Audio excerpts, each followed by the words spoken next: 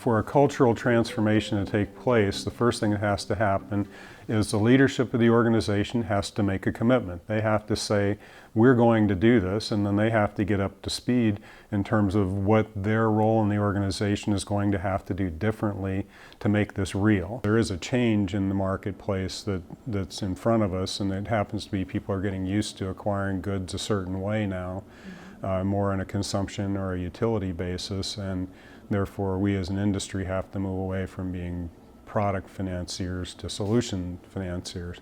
That's changing what our customers are asking for us in a business model standpoint as well, where they're really looking for a migration away from a world where we perhaps financed products in the past to a world where we provide financing for solutions for them.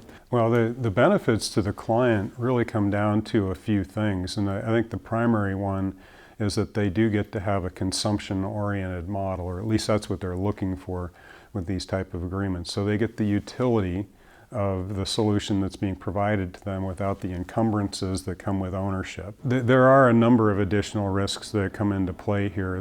The reality is that these are multi-party agreements. That may be one of the biggest differences between the new world and the old world.